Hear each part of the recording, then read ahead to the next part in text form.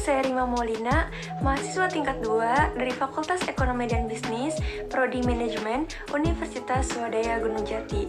Saya dari kelas 2O Manajemen SDM dengan NPM 1210204446. Pada video saya kali ini, saya akan memaparkan materi mengenai improve kompetensi. Untuk lebih jelasnya, simak video berikut ini ya. Improve kompetensi atau memperbaiki kompetensi. Ada beberapa poin yang akan dibahas pada materi improve kompetensi. Yang pertama ada jenis dan kategori kompetensi. Menurut Spencer dan Signe Spencer pada 1993, kompetensi adalah karakteristik dasar perilaku individu yang berhubungan dengan kriteria acuan, efektif, dan kinerja unggul di dalam pekerjaan atau situasi. Menurut Michelle Armstrong pada 1994, kompetensi yaitu apa yang orang bawa pada suatu pekerjaan dalam bentuk tipe dan tingkat perilaku yang berbeda. Sedangkan menurut Margaret Dahl pada 2003, kompetensi merupakan menggambarkan dasar pengetahuan dan standar kinerja yang dipersyaratkan agar berhasil menyelesaikan pekerjaan atau memegang suatu jabatan. Menurut Training Agency pada 1958, kompetensi merupakan kemampuan untuk menjalankan aktivitas dalam pekerjaan atau fungsi sesuai dengan standar kerja yang diharapkan. Menurut NCFK dan Margaret Dahl pada 2003, kompetensi merupakan kemampuan untuk menjalankan aktivitas dalam pekerjaan. Menurut praktik MSDM, kompetensi dideskripsi dari karakteristik seseorang. Dan menurut SK Kepala BKN pada 2003, kompetensi yaitu kemampuan dan karakteristik yang dimiliki seorang pegawai negeri sipil yang berupa pengetahuan, keterampilan, dan sikap perilaku yang diperlukan dalam tugas jabatannya, sehingga PNS tersebut dapat melakukan tugasnya secara profesional, efektif, dan efisien. Lalu komponen kompetensi. Di dalam komponen kompetensi ini terdapat beberapa poin. Yang pertama ada knowledge. Knowledge ini merupakan pengetahuan atau informasi seseorang dalam bidang spesifik tertentu. Yang kedua ada traits. Traits merupakan karakteristik fisik dan respon konsisten terhadap berbagai situasi atau informasi. Lalu ada skill, yaitu kemampuan untuk melaksanakan tugas fisik tertentu atau tugas mental tertentu. Lalu ada self-conserve, yaitu sikap, nilai, dan citra diri seseorang.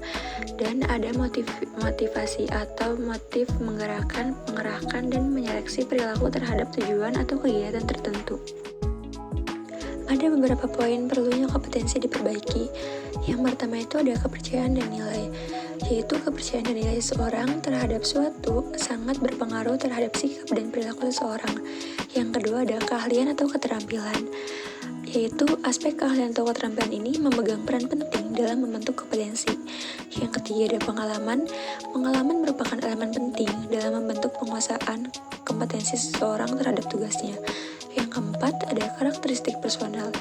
Karakteristik kepribadian seseorang turut berpengaruh terhadap kompetensi seseorang. Yang kelima ada motivasi. Motivasi seseorang terhadap suatu pekerjaan atau aktivitas akan berpengaruh terhadap hasil yang dicapai. Yang keenam ada isu emosional. Hambatan dan blok emosional sering membatasi penguasaan kompetensi. Dan yang terakhir ada kapasitas intelektual. Kapasitas intelektual seseorang akan berpengaruh terhadap penguasaan kompetensi. Ada beberapa tingkat dalam perbaikan kompetensi. Yang pertama, mudah diperbaiki. Maksudnya mengembangkan orang lain, efisiensi produksi, kerja tim, keahlian teknis, orientasi, pelayanan, dan mengelola kinerja. Lalu ada agak sulit diperbaiki. Maksudnya orientasi hasil, kualitas keputusan, pengaruh atau penyaksian konflik, pemikiran analisis kecerdasan organisasional. Lalu ada sulit diperbaiki, yaitu inisiatif, inovasi, integritas, dan kejujuran, pengelolaan tekanan kejiwaan, pemikiran konseptualis, dan fleksibilitas. Rancangan studi terbaik model kompetensi dengan menggunakan sampel yang terdiri dari 6 tahap. Yang pertama, ada menetapkan kriteria. menetapkan kriteria atau ukuran, menetapkan kinerja unggul efektif dalam pekerjaan yang akan dipelajari. Yang kedua, mengidentifikasi kriteria sampel. Mengidentifikasi kriteria sampel merupakan kriteria efektivitas kinerja yang dikembangkan dalam tahap 1 digunakan untuk mengidentifikasi kinerja kelompok, kinerja unggul, dan rata-rata. Yang ketiga, ada metode pengumpulan data bervariasi, yaitu terdapat 6 metode, yaitu ada BEI, panel ahli, survei, database, model kompetensi, sistem analisis, jabatan, dan observasi langsung. Yang keempat ada analisis data dan pengembangan model. Pada tahap ini, data dan seluruh sumber dianalisis untuk mengidentifikasi kompetensi kepribadian dan keahlian yang dimiliki pekerja. Yang kelima ada validasi model kompetensi. Model kompetensi yang diuji dengan melihat jika model dimaksud memprediksikan kinerja dari orang-orang dalam kedua kelompok sampel pada waktu sama. Yang keenam, ada yang mempersiapkan penerapan model kompetensi. Apabila model ini telah divalidasi, model kompetensi ini telah dapat digunakan untuk berbagai keperluan. Dimensi kompetensi.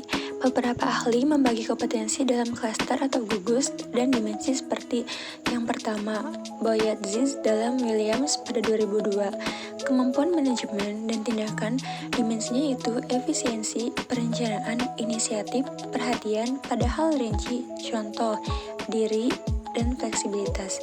Yang kedua, kemampuan manajemen orang, dimensinya itu ada empati, persuasif, jaringan kerja, negosiasi, percaya diri, manajemen tim, pengembangan orang lain, komunikasi lisan. Lalu ada kemampuan logika, analitis, dimensinya yaitu menggunakan konsep, pengakuan pola, pengembangan teori, penggunaan teknologi, analisis kuantitatif, objektivitas sosial, komunikasi tertulis. Yang kedua, menurut DeLuise dalam Armstrong pada 1995, kemampuan intelektual yaitu dimensinya perspektif, strategis, analisis dan penelitian, perencanaan dan pengorganisasian. Lalu ada kemampuan interpersonal, dimensinya yaitu mengolah staf, sikap persuasif dan asertif, pengambilan keputusan, kepekaan interpersonal, dan komunikasi lisan. Lalu ada kemampuan adaptabilitas, yaitu adaptabilitas kemampuan orientasi hasil, sikap energik dan inisiatif, motivasi berprestasi, dan kepekaan bisnis.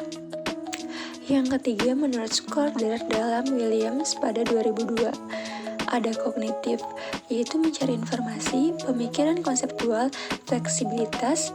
Lalu ada direksional, yaitu dampak, kepercayaan diri, dan prestasi.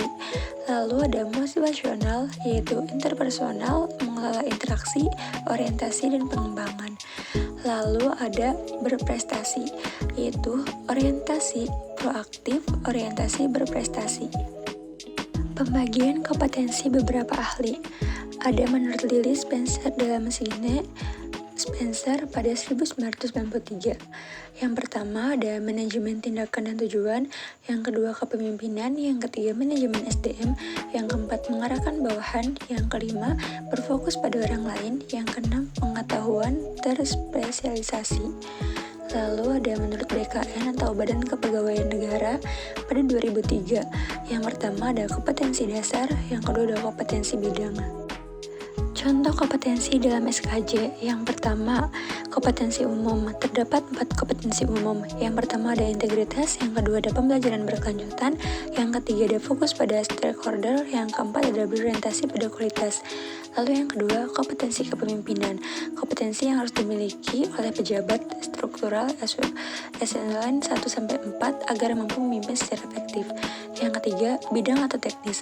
Kompetensi yang harus dimiliki pegawai berupa pengetahuan, keahlian, dan sikap perilaku untuk melaksanakan tugas sesuai bidangnya. Itu tadi pemaparan materi dari saya. Semoga bermanfaat dan bisa membantu teman-teman semua untuk lebih memahami apa itu improve kompetensi. Sekian dari saya, tunggu video selanjutnya ya.